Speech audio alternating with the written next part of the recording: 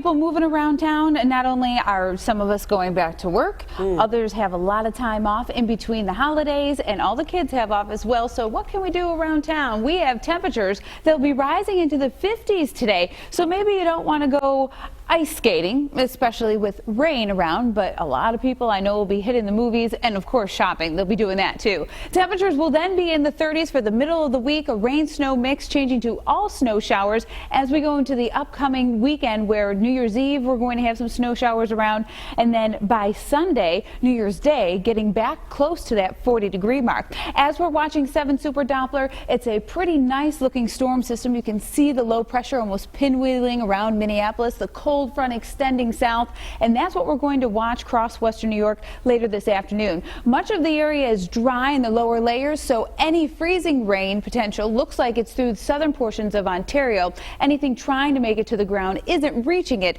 because of how dry we have it. Now, we could still have some spotty drizzle that could create some slick spots, especially for northern Pennsylvania, and even noticing our temperatures here, 27, 28 in the Falls. Anything that might make it down to the ground could freeze on contact there. Mid-30s for Dunkirk and Jamestown. We're going to rise pretty rapidly through the day today into the lower 50s and even mid-50s in some locations because of that southerly wind and southeasterly wind that we'll have in place. We're going to stick with that near 50-degree mark as we head into the evening, but the gusty winds are also going to stay with us. Hour by hour, we have a few of these scattered showers as we reach towards the noon hour. We'll be watching it through southern Ontario, the Niagara Peninsula, and then later on between 3 and 5, again, still quite spotty. Later this evening, we could have some heavier downpours between 8 and around 11 o'clock, and then early tomorrow morning, potentially even hanging on across the southeastern portion of the southern tier.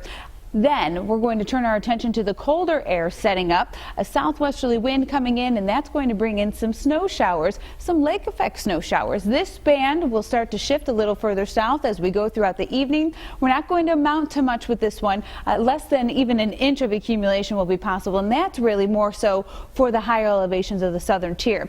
This is going to be the big difference, though. We go from the mid-30s and even from the 50s today into the 30s tomorrow.